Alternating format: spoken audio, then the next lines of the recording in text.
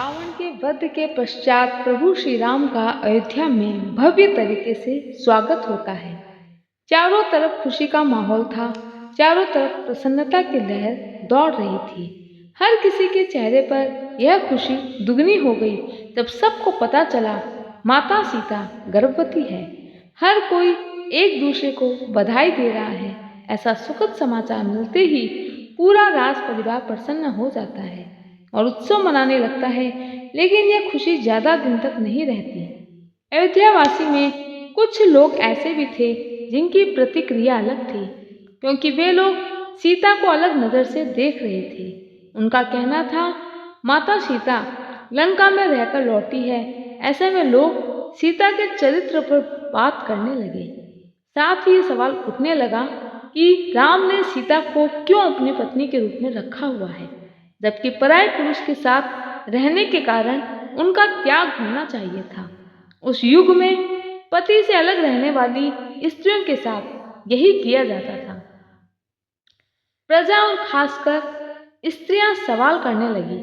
आखिरकार जब माता सीता को इस बात का पता चला तो उन्होंने खुद ही अयोध्या छोड़ने का फैसला ले लिया।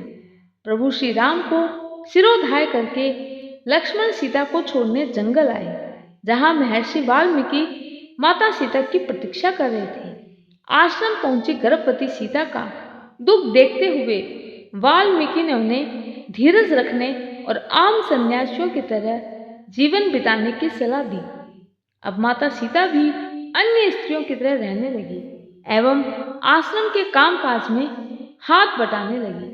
दूसरी ओर प्रभु श्री राम भी सीता के वियोग में निरस रहने लगे। अपनी गर्भवती पत्नी को छोड़ने के कारण वे काफी दुखी थे। भले ही प्रभु सारे राज कार्य देख रहे थे, लेकिन उनका मन सदैव माता सीता को याद करके बेचैन रहता था। इसी बीच ना प्रभु श्री राम ने माता सीता के साथ किसी प्रकार का कोई संपर्क साधने का प्रयास किया और ना ही वहां से वाल्मीकि आश्रम में कोई संदेश आया। उन्होंने अपना पूरा जीवन प्रजा को समर्पित कर दिया। इसी बीच माता सीता का गर्भ पूरा हुआ और उन्होंने एक अत्यंत सुंदर, गुणशील, मनोहारी पुत्र को जन्म दिया, जिसका नाम लव रखा गया।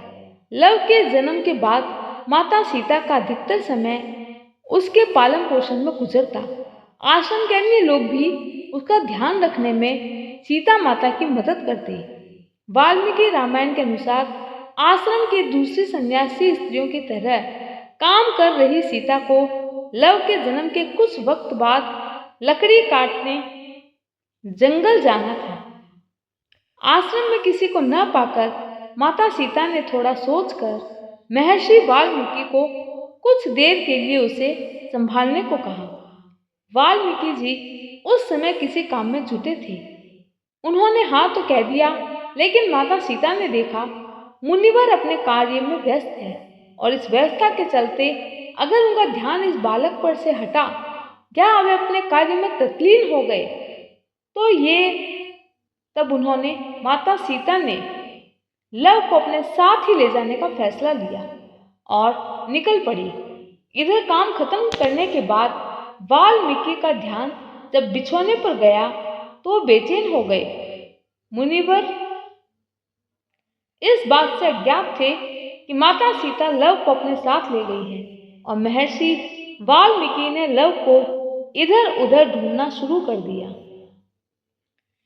वे घबरा गए कि पहले से ही दुखी माता सीता जब अपने पुत्र को यहाँ नहीं देखेगी और मुझसे अपने पुत्र के बारे में सवाल करेगी तो मैं क्या जवाब दूंगा। लौटने पर अपने पुत्र को न पाकर वे और ज्यादा दुखी हो जाएंगी। काफी सोचने के बाद महर्षि वाल्मीकि ने एक उपाय निकाला। उन्होंने कुश, एक तरह की पवित्र घास जिसका उपयोग पूजा पाठ इत्यादि में होता है, को हाथ में लेके मंत्र पढ़ा और कुश एक शिशु में बदल गया, जो पूरी तरह से बिल्कुल लव की तरह दिखता था। वाल्मीकि ने तय कर लिया सीता के लौटने पर वे इसी बालक को लव कहते हुए उन्हें सौंप देंगे।